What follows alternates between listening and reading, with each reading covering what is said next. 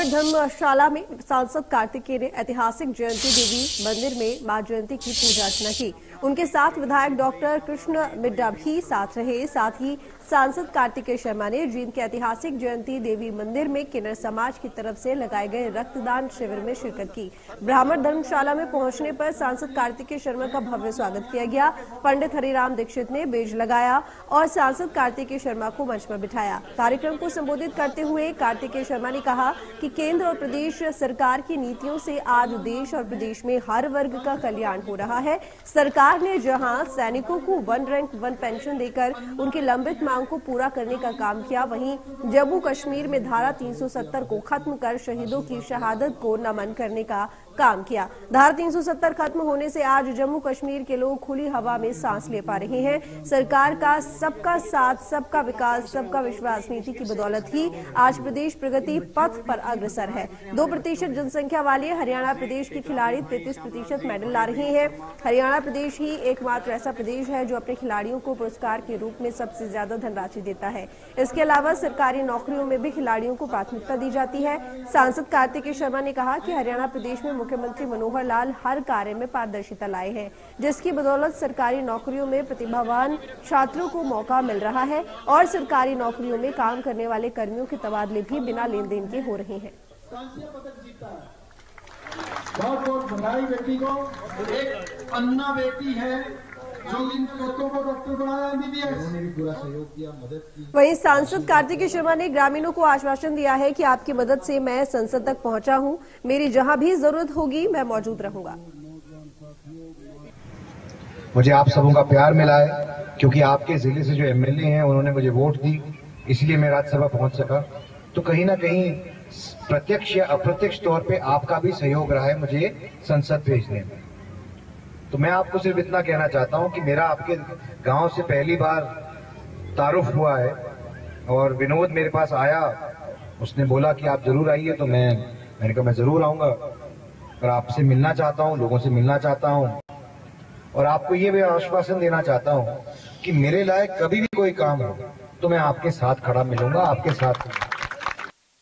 रामनिवास जी, टेकराम जी भाई, हमारे पास एक साफ छवि, अच्छी छवि के मालिक मुख्यमंत्री श्री मनोहर लाल खट्टर जी मिले हैं और इसका हमारे को फायदा लेना चाहिए, उनको मजबूत करना चाहिए।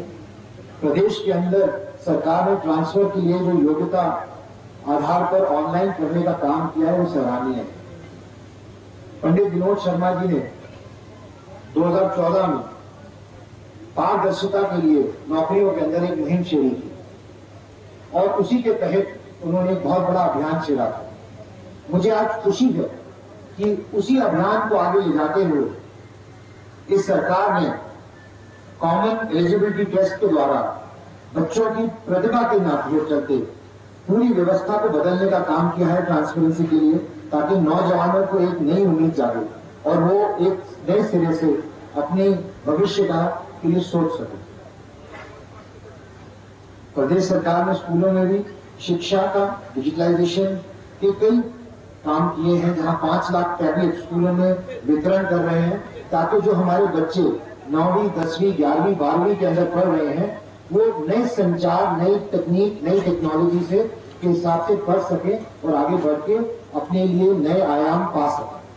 सरकार की नीतियों की वजह से खिलाड़ियों को प्रोत्साहन मिला है और आज हरियाणा देश में ही नहीं, प्रदेश में ही नहीं, पूरे विश्व में अपने खेल नीति की वजह से और खिलाड़ियों की वजह से जाना जाता है। कुल मात्र 2% आबादी होकर देश की हमने 33% हिस्सा पाया कॉमनवेल्थ गेम्स में, जो हाल ही में खत्म हुई। ये हमारे बच्चों की प्रतिभा की वजह से, हमारी युवाओं की प्रतिभा की वजह से है कि ऐसा हो पाया। मैं सरकार का इसी नीति के लिए धन्यवाद करना चाहता हूं कि सबसे ज्यादा धनराशि पूरे देश में अगर कहीं है तो हरियाणा सरकार ने दी है और सिर्फ यही नहीं कि ग्रुप ए में भी सरकारी नौकरी देने का काम किया है खिलाड़ियों को और खेल को प्रोत्साहन देने के लिए। नीरज चोपड़ा जैसे चैंपियन जिन्होंने डायमंड ट्रॉफी जीतने का काम किया, पहली भारतीय बने हैं जिन्होंने ऐसा काम किया और हमें गौरवान्वित किया। अभी हाल ही में नीट का रिजल्ट आया, हमारे हरियाणा की बच्ची है तंशिका, वो नीट में नंबर 1 है पूरे देश में, नारनौल से है। पर कहने का मतलब ये है कि हमारी बच्चियां आज हमारे को एक नए शिखर पर ले जाने का काम कर रही है। हमारा गांव, हमारा गली, हमारा मोहल्ला, हमारा जिला, हमारा शहर, हमारा प्रदेश उनके नाम से जाना जाए, इससे अच्छी क्या बात हो सकती है। बेटी बचाओ बेटी पढ़ाओ आंदोलन जो सरकार चला रही है, उसके तहत सेक्स रेशियो में 830 से बढ़कर 920 हुआ है पिछले 8 साल में। ये भी एक सराहनीय कदम है।